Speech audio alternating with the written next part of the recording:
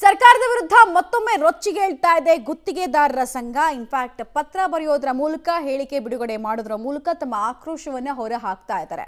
ಸಣ್ಣ ಹಾಗೂ ಮಧ್ಯಮ ಗುತ್ತಿಗೆದಾರರಿಗೆ ಸರ್ಕಾರ ಬಿಲ್ ಪಾವತಿ ಮಾಡದೆ ಸತಾಯಿಸ್ತಾ ಇದೆ ಅನ್ನೋದು ಇವರ ಆಕ್ರೋಶದ ಭಾಗ ಆಗ್ತಾ ಇದೆ. ಹಣ ಬಿಡುಗಡೆಗೆ ಕೇಳಿದ್ರೆ ಕಾಣದ ಕೈಗಳು ಕೈ ಚಾಚ್ತಾ ಇದ್ದಾವೆ ಹಾಗೂ ಮಧ್ಯವರ್ತಿಗಳ ವಿಪರೀತ ಕಾಟಕ್ಕೆ ಬೇಸತ್ತು ಹೋಗಿದ್ದೀವಿ ಅಂತ ಸಿಎಂ, ಡಿಸಿಎಂ, ಪಿಡಬ್ಲ್ಯೂಡಿ ಹಾಗೂ ಸಣ್ಣ ನೀರಾವರಿ ಸಚಿವರಿಗೇನೆ ಪತ್ರವನ್ನು ಬರೆಯಲಾಗಿದೆ. ಸಣ್ಣ ಮತ್ತು ಮಧ್ಯಮ ವರ್ಗದ ಗುತ್ತಿಗೆದಾರರಿಗೆ ಹಣ ಬಿಡುಗಡೆ ಆಗ್ತಾ ಇಲ್ಲ. ಜ್ಯೇಷ್ಠತೆ ಪಾಲಿಸದೆ ಸ್ಪೆಷಲ್ ಎಲ್ಒಸಿ ಸೃಷ್ಟಿ ಮಾಡಿ ಹಣವನ್ನ ಬಿಡುಗಡೆ ಮಾಡ್ತಾ ಇದ್ದಾರೆ. ಇಲಾಖೆಯ ನಿರ್ದೇಶಕರ ಸಭೆಯನ್ನ ಕರೀಲೇಬೇಕು ಅಂತ ಗುತ್ತಿಗೆದಾರರ ಸಂಘ ಆಗ್ರಹವನ್ನ ಮಾಡ್ತಾ ಇದೆ. ವ್ಯಾಪಕ ಕಮಿಷನ್ ಸ್ಟಾರ್ಟ್ ಆಗಿದೆ ಈ ಟೆಂಡರ್ ಕಾಮಗಾರಿಗಳಲ್ಲಿ ಅಂತ ಈ ಹಿಂದೆ ಆರೋಪವನ್ನು ಮಾಡಿದ್ರು. ಈಗ ಮುಂದುವರೆದು ಜ್ಯೇಷ್ಠತೆಯನ್ನು ಪಾಲಿಸ್ತಾ ಇಲ್ಲ. 5-6 ವರ್ಷಗಳ ಹಿಂದೆ ಮುಗಿದಿರುವಂತಹ ಕಾಮಗಾರಿಗಳಿಗೆ ದುಡ್ಡನ್ನ ಫಸ್ಟ್ ಕ್ಲಿಯರ್ ಮಾಡಿ ಅಂತ ಕೇಳಿದ್ರೆ ಸೀನಿಯಾರಿಟಿ ಪ್ರಕಾರ ಹೋಗದೆ ಯಾರೋ ಇತ್ತೀಚೆಗೆ ಮಾಡಿರುವಂತಹ ಕಾಮಗಾರಿ ದುಡ್ಡನ್ನ ರಿಲೀಸ್ ಮಾಡೋ ಕೆಲಸ ಆಗ್ತಾ ಇದೆ. ಟ್ರಾನ್ಸ್ಪರೆನ್ಸಿ ಅನ್ನೋದು ಒಂಚೂರು ಕೂಡ ಇಲ್ಲ, ಪಾರದರ್ಶಕತೆ ಮಾಯವಾಗ್ಬಿಟ್ಟಿದೆ ಅಂತ ಹೇಳಿದ್ದಾರೆ. ಕರ್ನಾಟಕ ಗುತ್ತಿಗೆದಾರರ ಸಂಘ ಬರೆದಿರುವಂತಹ ಪತ್ರ ಪಬ್ಲಿಕ್ ಟಿವಿಗೂ ಲಭ್ಯ ಆಗಿದೆ. ಅಲ್ಲಿ ಒಂದು ಮುಖ್ಯಮಂತ್ರಿಗಿರ್ಬೋದು, ಡಿ.ಕೆ. ಶಿವಕುಮಾರ್ಗಿರ್ಬೋದು, ಪಿಡಬ್ಲ್ಯೂಡಿ ಇಲಾಖೆಯ ಸಚಿವರಾಗಿರುವಂತಹ ಸತೀಶ್ ಜಾರಕಿಹೊಳಿ, ಸಚಿವ ಬೋಸರಾಜು ಎಲ್ರಿಗೂ ಕೂಡ ಪತ್ರವನ್ನು ಬರೆದಿದ್ದಾರೆ. ನಿಮ್ಮ ಇಲಾಖೆಯಲ್ಲಿ ರಿಲೀಸ್ ಆಗಿರುವಂತಹ ದುಡ್ಡು ಇಷ್ಟಿದೆ, ಬಾಕಿ ಯಾವಾಗ ರಿಲೀಸ್ ಮಾಡ್ತೀರಿ ಅಂತ ಕೇಳಿದ್ದಾರೆ. ಸಚಿವರಾದ ಜಾರಕಿಹೊಳಿ, ಬೋಸರಾಜು ವಿರುದ್ಧ ಗುತ್ತಿಗೆದಾರರ ಸಂಘ ಆಕ್ರೋಶವನ್ನು ವ್ಯಕ್ತಪಡಿಸಿದೆ. ಗುತ್ತಿಗೆದಾರರ ಸಂಘದ ಅಧ್ಯಕ್ಷ ಮಂಜುನಾಥ್ ಅವರು ಸ್ಫೋಟಕ ಆರೋಪವನ್ನು ಕೂಡ ಮಾಡ್ತಾ ಇದ್ದಾರೆ. ಪಿಡಬ್ಲ್ಯೂಡಿ ಇಲಾಖೆಯಲ್ಲಿ ಸತೀಶ್ ಕುಟುಂಬಸ್ಥರೇ ದರ್ಬಾರನ್ ಮಾಡ್ತಾ ಇದ್ದಾರೆ. ನೀರಾವರಿ ಸಚಿವ ಬೋಸರಾಜು ಮಗ ಎಲ್ಲಾ ಕಡೆ ಹಸ್ತಕ್ಷೇಪ ಮಾಡ್ತಾರೆ. ನೀರಾವರಿ ಇಲಾಖೆಯ ಎಂಡಿಗಳು ಬಲಾಢ್ಯರಿಗೆ 100 ಕೋಟಿ 150 ಕೋಟಿ ಅಂತ ಬಿಡುಗಡೆ ಮಾಡ್ತಾರೆ. ಬಟ್ ಸಣ್ಣ ಗುತ್ತಿಗೆದಾರರಿಗೆ 60% ಇದ್ರೂ ಕೂಡ ಹಣ ಬಿಡುಗಡೆ ಆಗಿಲ್ಲ. 3 ವರ್ಷದಿಂದ ಕೂಡ ಹಣ ಬಿಡುಗಡೆ ಆಗೇ ಇಲ್ಲ. ಎಷ್ಟು ಪೇಮೆಂಟ್ ಕಲೆಕ್ಟ್ ಮಾಡ್ತಾರೆ ಅಂತ ಮುಂದಿನ ದಿನಗಳಲ್ಲಿ ನಾವು ಹೇಳಬೇಕಾಗತ್ತೆ. ಇದೇ ವರ್ತನೆ ಕಂಟಿನ್ಯೂ ಆದ್ರೆ ಅಂತ ಪಬ್ಲಿಕ್ ಟಿವಿಗೆ ಗುತ್ತಿಗೆದಾರರ ಸಂಘದ ಅಧ್ಯಕ್ಷ ಮಂಜುನಾಥ್ ಅವರು ಹೇಳಿಕೆಯನ್ನು ಕೊಡ್ತಾ ಗಂಭೀರ ಸ್ವರೂಪದ ಆರೋಪವನ್ನು ಕೂಡ ಮಾಡಿದ್ದಾರೆ. ಅವರು ಎಷ್ಟು ಬಾಕಿ ಉಳಿಸ್ಕೊಂಡಿದ್ದಾರೆ ಅನ್ನೋದನ್ನ ಕೂಡ ಹೇಳ್ತಾರೆ ಅಂತ ಕಾಣಿಸುತ್ತೆ. ನೋಡೋಣ ಅದನ್ನ. ಇಲ್ಲಿ ತನಕದ ಡೀಟೇಲ್ಸ್ ಎಲ್ಲ ಅವ್ರು ಹೇಳಿಲ್ಲ ಎಷ್ಟು ಬಾಕಿ ಇದೆ ಅಂತ. ಬಟ್ ಯಾರ್ಯಾರು ಈ ಸ್ಪೆಷಲ್ VVIP ಪ್ರಿವಿಲೇಜ್ ಲೈನ್ ಅನ್ನ ಮಾಡ್ಕೊಂಡಿದ್ದಾರೆ, ಯಾವ್ಯಾವ ಇಲಾಖೆಯಲ್ಲಿ ಅಂತ ಹೇಳಿದ್ದಾರೆ ಅವರು. ಲೋಕೋಪಯೋಗಿ ಸಣ್ಣ ನೀರಾವರಿ ಇಲಾಖೆಯಲ್ಲಿ ಹಣ ಬಿಡುಗಡೆ ವಿಳಂಬವಾಗ್ತಾ ಇದೆ. 3 ವರ್ಷ ಕೆಲಸ ಮಾಡಿ ಇನ್ವೆಸ್ಟ್ಮೆಂಟ್ ಹಾಕಿರ್ತಾರೆ ಗುತ್ತಿಗೆದಾರರು. ಅದು ಬಿಲ್ ಯಾವಾಗ ಕ್ಲಿಯರ್ ಆಗುತ್ತೋ ಆಗಲ್ವೋ ಅನ್ನೋದು ಗೊತ್ತಾಗಲ್ಲ ಅಂದ್ರೆ ಅವ್ರು ಏನ್ ಮಾಡ್ಬೇಕು ಹೇಳಿ? ಮನೆ ಮಠ ಮಾರ್ಕೊಳ್ಬೇಕಾಗತ್ತೆ. ನೇಣಿಗೆ ತುಂಬಾ ಜನ ಶರಣಾಗ್ತಿರೋದೇ ಇಂಥ ವಿಚಾರಗಳಿಗೆ. ನಿಮಗೆ ಲಾಸ್ಟ್ ಟೈಮ್ ನೆನಪಿರ್ಬೋದು, ಈ ಬಿಜೆಪಿ ಸರ್ಕಾರದ ಬೊಮ್ಮಾಯಿ ಅವಧಿಯಲ್ಲಿ 40% ಕಮಿಷನ್ ಕೇಳ್ತಾ ಇದ್ದಾರೆ ಅಂತೆಲ್ಲ ಗುತ್ತಿಗೆದಾರರ ಸಂಘದ ಆರೋಪ ಆಯಿತು. ಅದಾದ್ಮೇಲೆ ಅದನ್ನು ದೊಡ್ಡ ಮಟ್ಟದಲ್ಲಿ ಪ್ರಚಾರಕ್ಕೂ ಕೂಡ ಬಳಸ್ಕೊಳ್ಳಾಯಿತು.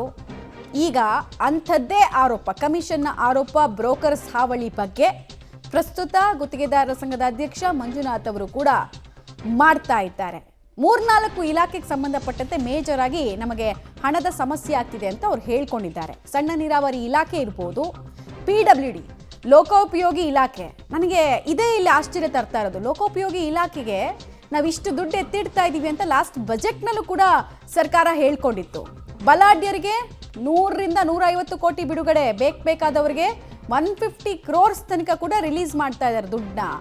ಬಟ್ ಸಣ್ಣ ಗುತ್ತಿಗೆದಾರರು ಇವರೆಲ್ಲ ಯಾರು ಅಂತ ಕೇಳಿದ್ರೆ, ಈ 3 ಕೋಟಿ ಒಳಗಡೆ ಟೆಂಡರ್ ಇರುತ್ತಲ್ಲ ಅದನ್ನೆಲ್ಲ ತಗೊಂಡು ಮಾಡೋರು. ಅದರಲ್ಲೂ ಕ್ಯಾಟಗರೀಸ್ ಇದ್ದಾವೆ. ಇವರಿಗೆ 60% ಗುತ್ತಿಗೆದಾರರು ಅವರೇ ಇದ್ರೂ ಕೂಡ ಅವ್ರಿಗೆ ಹಣ ಬಿಡುಗಡೆ ಆಗ್ತಾ ಇಲ್ಲ. ಮತ್ತು ಹಣ ಬಿಡುಗಡೆ ಯಾರಿಗೆ ಬೇಕು ಯಾರಿಗೆ ಆಗಬಾರ್ದು ಅಂತ ಕಂಟ್ರೋಲ್ ಮಾಡ್ತಿರೋದು ಯಾರು ಕೇಳಿದ್ರೆ ಸಚಿವರಿಗೆ ಬೇಕಾದವರು. ಸರ್, ಈಗ ಈಗ ಏನ್ ಸಮಸ್ಯೆ ಆಗಿದೆ ಹೇಳಿ ಸರ್. ಪ್ರಾಬ್ಲಮ್ ಏನಾಗಿದೆ, ನಮಗೆ ಚಿಕ್ಕ ಸಣ್ಣ ಮತ್ತು ಮಧ್ಯಮ ಗುತ್ತಿಗೆದಾರರು ಇದಾರಲ್ಲ, ಅವ್ರಿಗೆ ಪೇಮೆಂಟ್ ಸಿಗ್ತಾ ಇಲ್ಲ. ಎಲ್ಲ ಸ್ಪೆಷಲ್ ಎಲ್ಒಸಿ ಜ್ಯೇಷ್ಠತೆ ಆಧಾರದ ಮೇಲೆ ಒಬ್ರು ಪೇಮೆಂಟ್ ಮಾಡ್ತಾ ಇಲ್ಲ.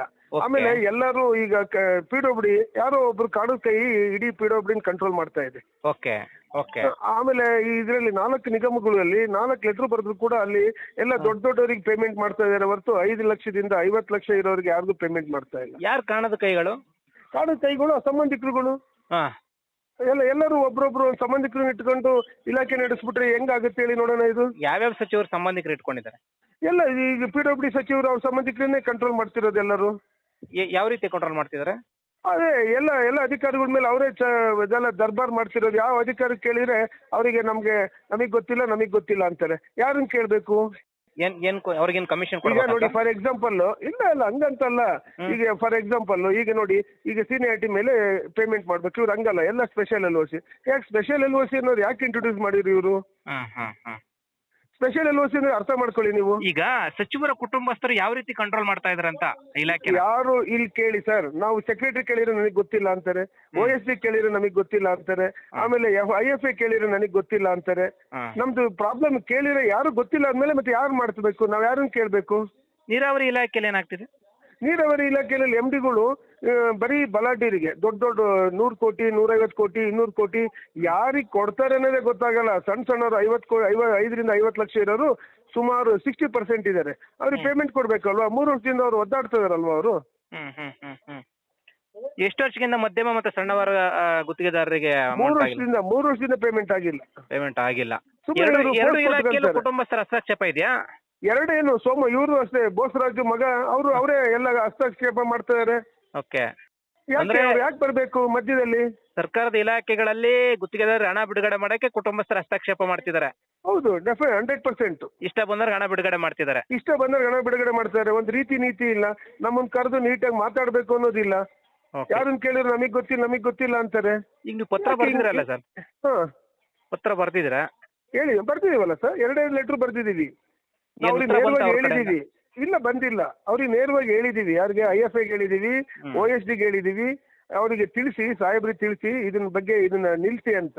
ನೋಡಿದ್ರೆ ಪೇಮೆಂಟ್ ಈಗ ಏನ್ ಗೊತ್ತಾ, ಹಳೆ ಕಾಲದ್ದು LOC ಬಿಡುಗಡೆ ಟೈಮಲ್ಲಿ ಹಳೆ ಕಾಲದ್ದಕ್ಕಿಂತ ಜಾಸ್ತಿ ಪೇಮೆಂಟ್ ಕಲೆಕ್ಟ್ ಮಾಡ್ತಾರೆ. ಯಾಕೆ? ಹಿಂದಿನ ಸರ್ಕಾರಕ್ಕಿಂತ ಜಾಸ್ತಿ ಪೇಮೆಂಟ್ ಕಲೆಕ್ಟ್ ಮಾಡ್ತಾರೆ. ಯಾಕೆ ಕಲೆಕ್ಟ್ ಮಾಡಬೇಕು?